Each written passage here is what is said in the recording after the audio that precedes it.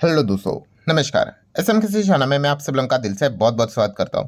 सो दोस्तों, कल के दिन की बात करें, यस्टरडे की बात करें, आपको याद होगा कि एक मैंने वीडियो कवर किया था। यस, वही गवर्नमेंट से रिलेटेड जो खबर हम लोग को देखने को मिली थी, डाइवेस्टमेंट को लेकर, डिस इन्वेस्टमेंट को लेकर। हाँ, वही जो दीपम सेक्रेटरी ने एक पॉइंट सामने यहाँ पे रख दिया कि सरकार आने वाले समय में अभी क्या करने वाली है, और जो उनके सरकारी कंपनीज है उनमें स्टेक बेचने वाली है। एंड स्टेक कैसे बेचेगी? तो माइनॉरिटी स्टेक। ठीक है, इसका अर्थ भी मैंने आप लोगों को बताया था। माइनॉरिटी स्टेक मतलब ऐसा स्टेक बेचेगी कि उसके बाद भी सरकार ही उस कंपनी की मतलब मालिक रहने वाली है। ठीक है, मतलब हम कह सकते हैं कि 50% से नीचे कोई भी स्टेक यहाँ पे जाने वाला है नहीं। और इसके लिए उन्होंने टारगेट भी यहाँ पे बताया था 47,000 करोड़ तो रहेगा ही, उसको भी वो बीट कर सकते हैं। ये भी पॉइंट उन्होंने यहाँ पे बोला था। हालांकि अभी तक का इतिहास हम लोगों ने यहाँ पे देख चुके हैं। जैसे कि कल के वीडियो में मैंने आप लोगों को बताया था कि सरकार टारगेट तो यहाँ पे सेट करती है बट उसको अचीव नहीं कर पाती है। लेट्स सी इस वक्त इस फाइनेंशियल ईयर में क्या ये 47,000 करोड़ का जो बात है वो कर रहे हैं, क्या उसको बीट कर पाएंगे, क्या उसके ऊपर निकल पाएंगे, ये तो वक्त ही बताएगा। एंड जैसे कि आपको बताई है कि डाइवेस्टमेंट करना, डिस इन्वेस्टमेंट करना मतलब क्या, कि सरकार अपने शेयर्स बेचेगी आइदर ओएफएस के जरिए या फिर आईपीओ के थ्रू भी। इस प्रकार से वो क्या कर सकते हैं, अपने टारगेट को कंप्लीट कर सकते हैं। अब ओएफएस की बात कर ले। ठीक है, ओएफएस मतलब क्या बॉस, कि ऑलरेडी वो कंपनी स्टॉक मार्केट में आ चुकी है एंड इसके बाद भी सरकार क्या कर सकते हैं, फर्दर अपना स्टेक यहाँ पे निकाल सकती है। सो इसको लेकर कल के दिन ही मैंने एक डिटेल वीडियो कवर किया था, आप सभी लोगों ने यहाँ पे देखा ही होगा। ठीक है, अगर नहीं देखा है तो जाकर देख सकते हो, जहाँ पे हम लोगों ने इन पॉइंट्स को कवर किया कि ऐसे कौन सी कंपनीज है जहाँ पे ओएफएस आने के सबसे ज़्यादा चांसेस है, क्योंकि वहाँ पे क्या है, 75% से ज़्यादा प्रमोटर होल्डिंग हम लोग को देखने को मिल रही है, मतलब सरकारी प्रमोटर है। एंड आपको पता ही है, रूल होता है कि 75 के नीचे जाना, मतलब 75 एंड 25 ये रूल को कंप्लाई करना होता है। सो वहाँ पे ओएफएस के आने के चांसेस रहते हैं। तो ये वीडियो देखने ना आपको समझ में आ जाएगा। सो अब हम इस वीडियो में कौन से टॉपिक को कवर करने वाले? यस, आईपीओ वाले। वैसे तो आईपीओ बोलने की बात होती है, वहां पे भी अगर सरकार अपना ही स्टेक निकालेगी उसको ओएफएस ही बोलते हैं, बट चलिए आप आईपीओ भी कह सकते हो। सो अगर हम लोग यहाँ पे बात कर ले, सो ऐसी कौन सी कंपनियां हैं जहां पे सरकार ने अभी तक एक भी शेयर को बेचा नहीं, एक भी, मतलब पूरा 100% स्टेक सरकार के पास है। सो वैसे भी कंपनियां वो क्या कर सकती है, मार्केट में ला सकती है कि नहीं? ऑब्वियसली ला सकती है। एंड इसमें अगर आपको बेनिफिट उठाना होगा तो आपको क्या करना पड़ता है, शेयर होल्डिंग कोटा के चलते बेनिफिट उठा सकते हो। ठीक है, so obviously share holding quota का बेनिफिट कैसे होते हैं कि अगर यहाँ पे अगर सब्सिडरी, ठीक है, उसका अगर वो आईपीओ लाएंगे एंड उसकी अगर पेरेंट कंपनी ऑलरेडी अगर मार्केट में है एंड अगर उस पेरेंट कंपनी के होल्डिंग कंपनी के शेयर अगर आपके पास है, सो उस सब्सिडरी कंपनी का आईपीओ जब आएगा, हो सकता है वहां पे शायद से आपके लिए कुछ कोटा रखा जाए। इसके पॉसिबिलिटीज हम लोग को देखने को यहाँ पे मिल जाती है। तो ऐसी कंपनी की लिस्ट मैं आप लोगों के सामने यहाँ पे रखूंगा। हालांकि पॉइंट टू बी नोटेड, क्या पॉइंट टू बी नोटेड, कि इसकी कोई गारंटी नहीं होती है भाई कि ऐसा ही होगा करके, कि पक्का यहाँ पे ओएफएस या फिर आईपीओ आएगा करके। ठीक है, हो सकता है कि भाई 10 साल भी लग जाए और आईपीओ ना आए। ठीक है, सो ये पॉइंट भी आपको पता होना चाहिए, वरना बहुत सारे लोग क्या करते हैं, अच्छा इन पेरेंट कंपनीज के शेयर खरीदने का विचार करते हैं ये सोच के कि इनके सब्सिडरीज का आईपीओ आएगा, ओएफएस आएगा तो हमें बेनिफिट मिलेगा, शेयर होल्डिंग कोटा आएगा। बट ये किसी को नहीं पता है कि सच में आने वाला है कि नहीं आने वाला है, कब आएगा, क्या एक्चुअल में एक हफ्ते बाद आएगा, एक महीने बाद आएगा, या फिर 1 साल या फिर 10 साल। तो ये पॉइंट भी आपको प्रॉपरली पता होने चाहिए। सारी चीजें मैं कवर करके ही वीडियोस यहाँ पे बनाता हूँ। तो चलो स्टार्ट करते हैं दोस्तों। पूरा वीडियो एजुकेशनल पर्पज से रिलेटेड है, मेरा बस पॉइंट यही है आपको बताने से रिलेटेड कि ऐसी कौन सी कंपनियां हैं, सरकारी कंपनियां, जिनका शायद से डेब्यू मार्केट में हो सकता है, क्योंकि ये चर्चा ही चल रही थी मार्केट में। सो ये कंपनी दोस्तों NLC India green energy limited. Yes, अब ये कंपनी क्या मार्केट में है? क्या नहीं, बट ये कंपनी की पेरेंट कंपनी मार्केट में अवेलेबल है। कौन सी? यस, एनएलसी इंडिया करके। सो एनएलसी इंडिया अगर हम लोग बात कर ले, ये पेरेंट है, ये सब्सिडरी है। एंड अगर सब्सिडरी अगर ये मार्केट में अगर आ जाती है, क्या पता यहाँ पे शेयर होल्डिंग कोटा हो, तो एनएलसी से रिलेटेड जिसके पास भी स्टेक होंगे उनके लिए क्या ये ऑप्शन भी यहाँ पे रह सकता है कि नहीं, इसका विचार यहाँ पे किया जा सकता है। सो आप यहाँ पे देख सकते हो दोस्तों, जिस कंपनी की हम लोग यहाँ पे बात करें, एनएलसी इंडिया, ये तो ऑलरेडी मार्केट में है। ठीक है, एनएससी बीएससी के ऊपर ट्रेड भी होती है, सेंट्रल पीएसयू देखने को मिल जाती है, और इंडस्ट्री देखो, माइनिंग, इलेक्ट्रिसिटी यूनिट जो हम लोग को देखने को मिल जाता है, इलेक्ट्रिक यूनिट, उसमें कंपनी काम करते हुए देखने को मिल जाती है। सो पहली कंपनी तो मैंने आपको बता दी, कौन सी वाली? ये वाली। तो ये आ सकती है मार्केट में। ठीक है, एंड अगर आई तो इसकी पेरेंट कंपनी एनएलसी इंडिया को आप स्टडी कर सकते हैं। सेकंड कंपनी की अगर हम लोग बात करेंगे दोस्तों, तो है Bharat cooking coal limited, yes Bharat cooking coal limited की अगर बात कर ले तो आप यहाँ पे देख सकते हैं ये कंपनी का टाइप क्या है, सब्सिडरी। किसकी सब्सिडरी है? कोल इंडिया। यस दोस्तों, इंडस्ट्री आप देख सकते हैं कोल, ठीक है। इसका जो हेडक्वार्टर है वो हम लोग को धनबाद इंडिया में ही देखने को यहाँ पे मिल जाता है, ठीक है। झारखंड साइड आप यहाँ पे कह सकते हैं वेस्ट बंगाल एरिया सब वहीं पे देखने को मिल जाता है। और इसकी पेरेंट कंपनी कौन सी है?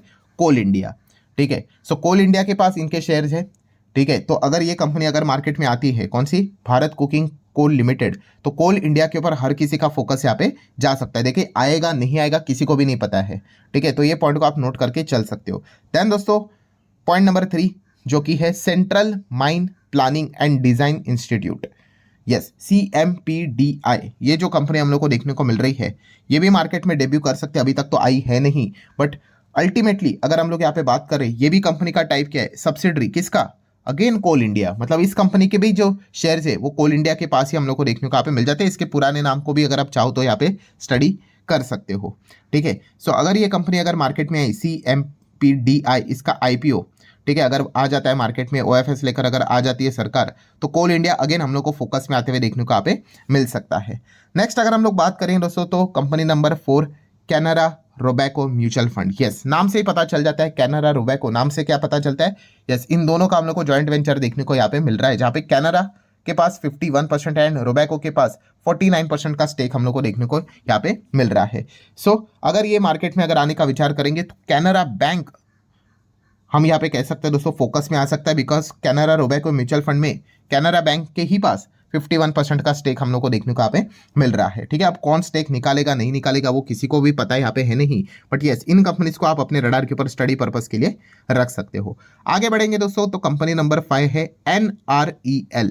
यस NREL की अगर हम लोग यहाँ पे बात कर ले दोस्तों तो इसका पूरा नाम क्या है? अच्छा NREL अगर मैं यहाँ पे पढ़ लूँ तो NHPC रिन्यूएबल एनर्जी, ठीक है। ये कंपनीज ऐसी होती है, ये देखो NHPC रिन्यूएबल एनर्जी, ये इसका नाम हम लोग को देखने को यहाँ पे मिल जाता है। और इसकी पेरेंट कंपनी कौन सी है? NHPC, जो कि मार्केट में यहाँ पे अवेलेबल है, ठीक है। सो बहुत सारे ऐसी ही कंपनीज है दोस्तों पावर वाली, उनके हम लोगों को क्या देखने को मिल जाते हैं? ग्रीन यूनिट्स देखने को मिल जाते हैं, ठीक है। सो NHPC भी आप चाहो तो क्या कर सकते हो? इस चीज़ के चलते स्टडी कर सकते हो।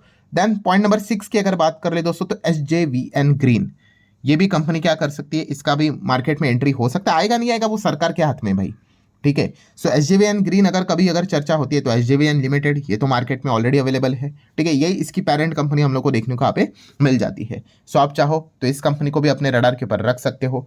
देन पॉइंट नंबर 7 की अगर बात करें ONGC ग्रीन, सो ONGC ग्रीन ये भी कंपनी मार्केट में आ सकती है कभी भी, एंड अगर आया तो ONGC को आप रडार के ऊपर रख सकते हो। अभी ये खबरें कब से चल रही है, ये कंपनी आएंगी नहीं आएंगी, ठीक है, कब से चल रहा था वो अभी जाके हम कह सकते हैं दोस्तों। रिन्यूएबल एनर्जी की बात करें तो वो NTPC ग्रीन आया था ना, वो अभी आया था इतने सालों के बाद, तो इसलिए चर्चाएं तो चलती रहती है। एंड खास करके आप देख सकते हैं बहुत सारी कंपनियां ग्रीन एनर्जी वाली हम लोग को देखने को मिल जाती है, क्योंकि हर एक पावर कंपनी एनर्जी वाली कंपनीज का एक यूनिट ग्रीन एनर्जी पे हम लोग को शिफ्ट होते हुए देखने को यहाँ पे मिल रहा है। सो जरूर इन कंपनीज को आप क्या कर सकते हैं? अपने रडार के ऊपर रख सकते हो। पॉइंट नंबर 8 की बात करें NPCL, यस NPCL की अगर हम लोग यहाँ पे बात कर ले तो यहाँ पे हम लोगों को क्या देखने को मिल रहा है? तो इसका नाम है दोस्तों NTPC SAIL power company limited. नाम से ही यहाँ पे पता चल जाता है दोस्तों, यहाँ पे NTPC एंड सेल इन दोनों का कॉम्बिनेशन हम लोग को देखने को यहाँ पे मिल रहा है। सो ये दो कंपनियां अगर NPCL की अगर बात कर ले, इसका अगर IPO OFS सरकार लाने का विचार करेगी तो NTPC SAIL steel authority of India ये काफ़ी लोगों के रडार के ऊपर आ सकता है। तो दोस्तों ठीक है, जो लिस्ट थी वो मैंने आप लोगों के सामने यहाँ पे स्टडी पर्पस के लिए यहाँ पे रखी है हमेशा की तरह। अच्छा कुछ लोग ज़रूर यहाँ पे विचार कर रहे होंगे कि सर और भी बहुत सारी सरकारी कंपनियां हैं जिनके आपने नाम ही नहीं लिए हैं, ठीक है। सो उसके पीछे का लॉजिक भी मैं आपको बताता हूँ। जैसे कि अगर मैं बात कर लूँ IIFCL India infrastructure finance company limited, ठीक है, या फिर ब्रेथवेथ एंड कंपनी लिमिटेड की अगर बात कर ले, ठीक है, आप देख सकते हैं ये भी तो PSU हम लोग को देखने को मिल रही है, या फिर वेबकोस की अगर हम लोग बात कर ले, या फिर अगर हम लोग यहाँ पे नेपको की अगर बात कर ले, या फिर ECGC की अगर बात कर ले, तो सर इनको तो आपने यहाँ पे कवर ही नहीं किया है। इसके पीछे का क्या रीज़न है? तो दोस्तों इसके पीछे का रीज़न ये है कि इन कंपनीज के जो स्टेक है वो किसी कंपनी के पास नहीं है। मतलब इन कंपनीज के जो स्टेक है दोस्तों वो हम लोगों को, इनका जो ओनर है वो ओनर कौन है पता है? मिनिस्ट्री है, डिपार्टमेंट है, गवर्नमेंट ऑफ इंडिया, ठीक है। तो इसीलिए यहाँ पे मतलब अगर आप यहाँ पे सोचोगे कि कोई शेयर होल्डिंग कोटा बेटा अगर कुछ हुआ तो ऐसा होने के चांसेस ही नहीं है, क्योंकि मिनिस्ट्री डिपार्टमेंट का क्या कोटा होगा। अभी हम लोगों ने देखे ना कि जैसे कि वो भारत कुकिंग कोल लिमिटेड देख लिया, तो उसके स्टेक किसके पास है, वो सब्सिडरी है ना, तो पेरेंट कंपनी कौन है, कोल इंडिया।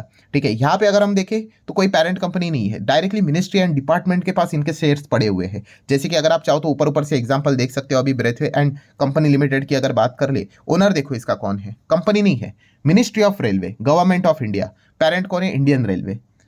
आई होप आपको समझ में यहाँ पे आया होगा। तो इंडियन रेलवे को क्या कैसे खरीदोगे, कुछ भी नहीं। ठीक है, देन अगर बात करें वेबकोस की, अगर बात कर ले तो ये भी आप देख सकते हैं, इसका ओनर कौन है, अगेन गवर्नमेंट ऑफ इंडिया, कोई कंपनी नहीं है। ठीक है, अगर यहाँ पे कोई XYZ कंपनी होती जो मार्केट में होती, हाँ तो फिर हम कह सकते थे ये कंपनी को अगर हम हमारे पास अगर एक भी शेयर होगा एंड अगर ये मार्केट में आने का विचार करेंगे, क्या पता यहाँ पे शेयर होल्डिंग कोटा वो रखेंगे कि नहीं। देन नेपको की अगर हम लोग यहाँ पे बात करेंगे, again ministry of power, government of India. ठीक है, देन ECGC की अगर हम लोग बात कर ले, अगेन आप यहाँ पे देख सकते हो इंडस्ट्रीज आपको देखने को मिलेगी, कॉमर्स है। ठीक है, then government of India. So I hope आप लोगों को अभी समझ में यहाँ पे आया होगा कि इन कंपनी से रिलेटेड मैंने लिस्ट में ये नाम यहाँ पे क्यों नहीं रखा था। सो आशा करता हूँ दोस्तों एटलीस्ट आपको कुछ नई चीजें सीखने को यहाँ पे मिली होगी। सो आप चाहो तो इस वीडियो को लाइक यहाँ पे कर सकते हो, शेयर भी कर सकते हो। मिलते हैं अब नेक्स्ट वीडियो में, तब तक के लिए बाय बाय।